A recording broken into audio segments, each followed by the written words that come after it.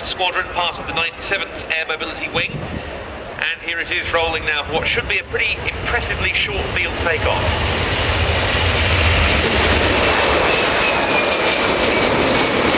Less than 3,000 feet. Walker, Technical Sergeant Brad Shipkiss, Cadet Keenan Reiner, and Cadet Ike Kusol. Let's give them a hand.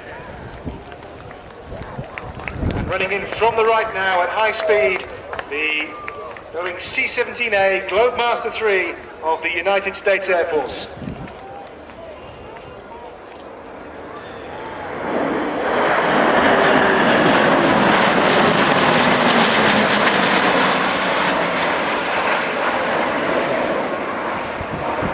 The 58th Airlift Squadron is the USAF's full C17 combat efflux from the inboard engines actually is deflected off the inner surface of the flaps and acts in a similar sense to the nozzles on a Harrier and provides a form of vertical lift, thus allowing the aircraft to slow down to incredibly slow speeds, which then allows it to land in incredibly short strips.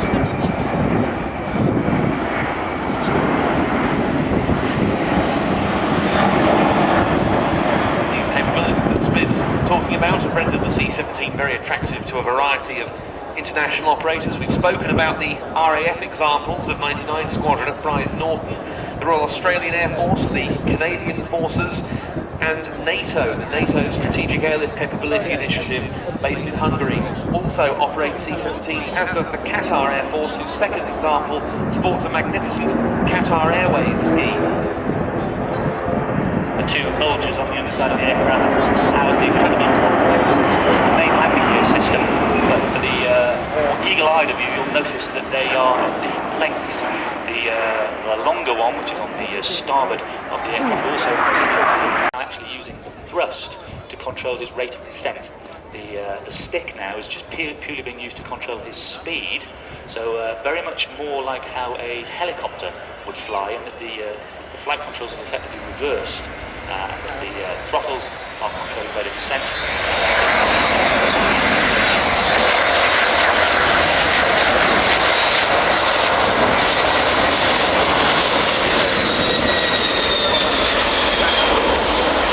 Touchdown with 6,000 to go. You can expect to see a max power takeoff.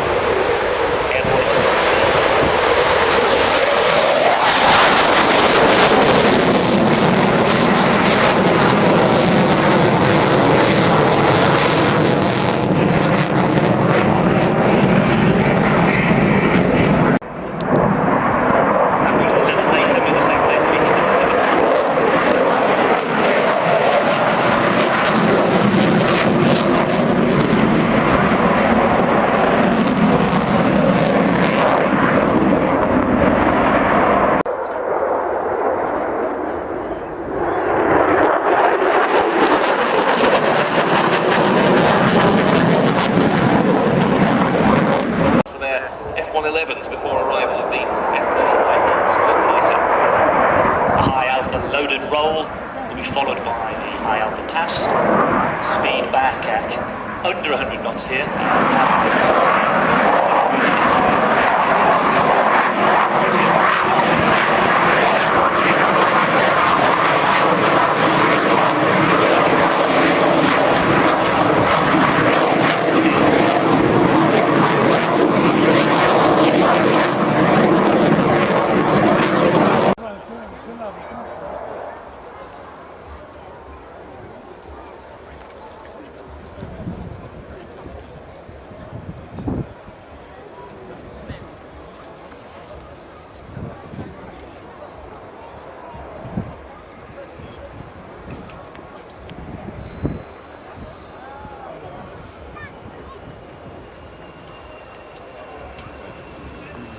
So the Hornet, the Super Hornet completes its landing run, another impressive display with an aircraft which has become a real Fairford favourite over the years. There he goes, takeoff clearance given, full power takeoff. Watch the short takeoff roll and straight up to 30 degrees of pitch. And Fairford first, a UK first, the Airbus A400m.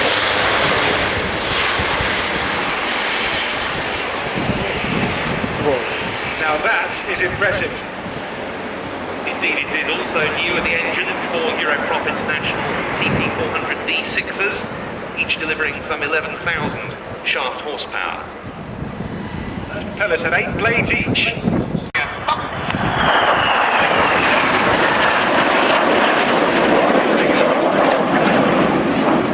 After rolling simultaneously, they will tighten the formation again and pull up into another majestical mid-diamond formation.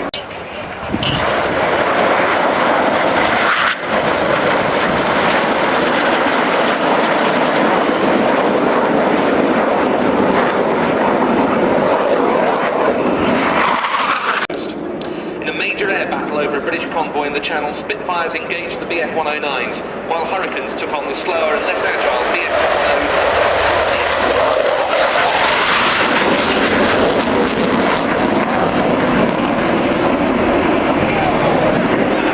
Into the air there, the USA and F18C from the 48 fighter wing at RIAT Fairford. He's going on nationalities. Here we go with the Warbird. BDMS Spitfire 3A.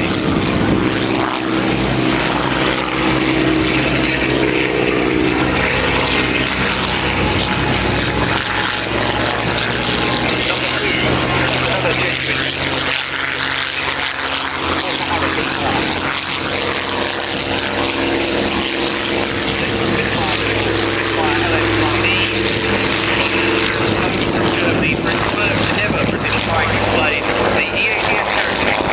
the BF-109 Red 7, the Boeing 757-200 of the Royal New Zealand Air Force.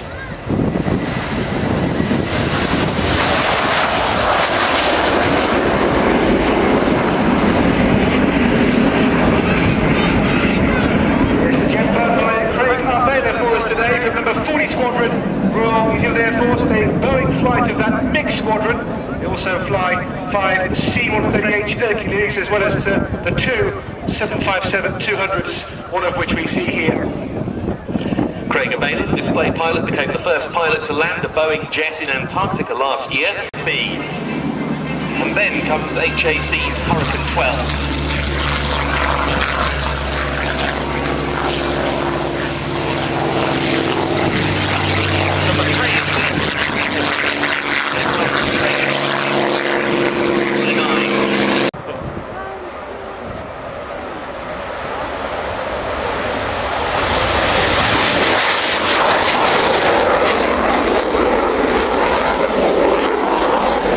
Victory against the odds.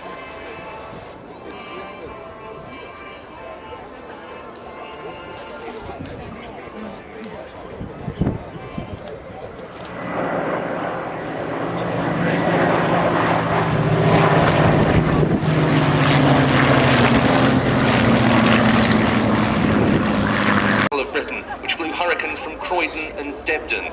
By the time it withdrew to Scotland for regrouping in September, it had claimed 94 enemy destroyed and also 15 of its own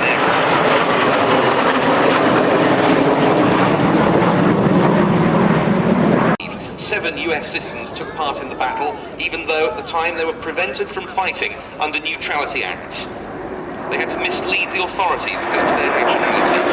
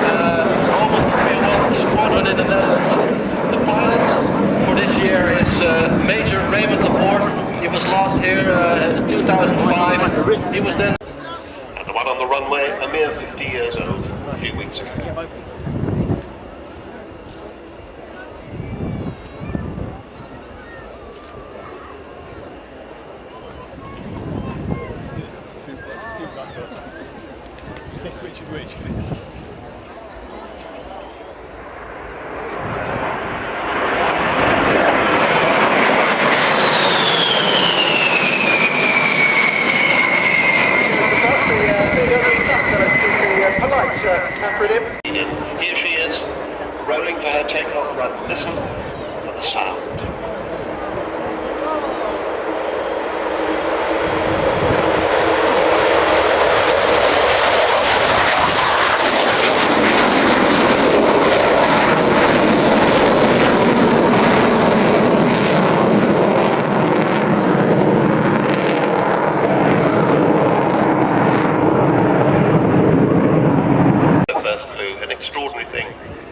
When she first flew at the Farnborough Air Show, not very long after she first flew, she actually rolled all the way through.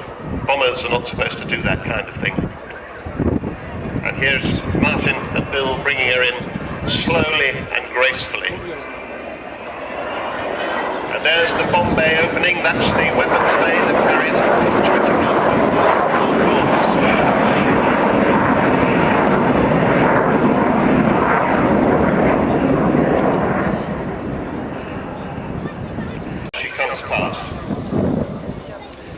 She is, of course, a truly historic aeroplane, representing the very best imaginative, thinking out of the box virtues of British aeronautical design and engineering. In some ways, those virtues don't exist anymore because we build very few whole aeroplanes in this country these days. But here she is.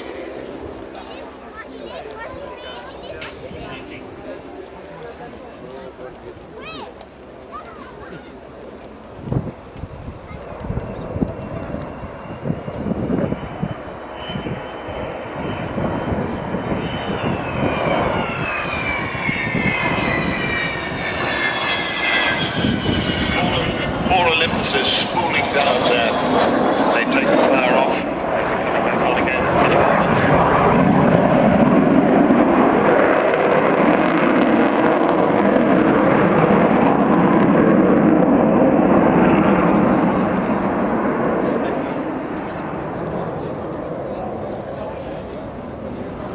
Of course, Vulcan started. Bill Perrins, the co-pilot, and Barry Macefield, the air electronics officer. What does he do? Well, this is sometimes known as the electric jet. Everything that's important on it runs on electrics, and the AEO is the man who manages all that. Plus, of course, he keeps the pilots in check. No navigators allowed on board for display purposes, so just the three of them on board.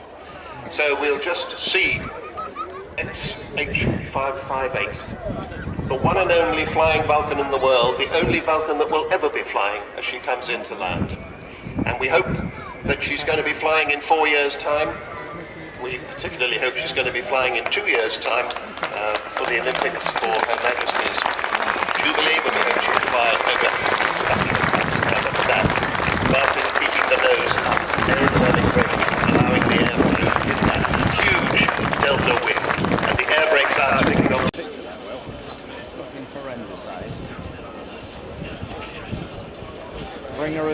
Well, to the right-hand end, we've got the buff recovering.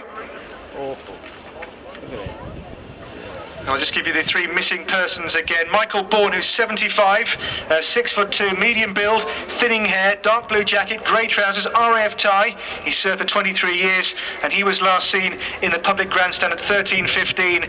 Jan Godsev, 13.5, medium build, short brown hair, blue jeans, jacket, grey, brown and black jacket, not fluent in English, and was last seen near the German Navy Orion at 11:30. And still missing is Liam Henderson.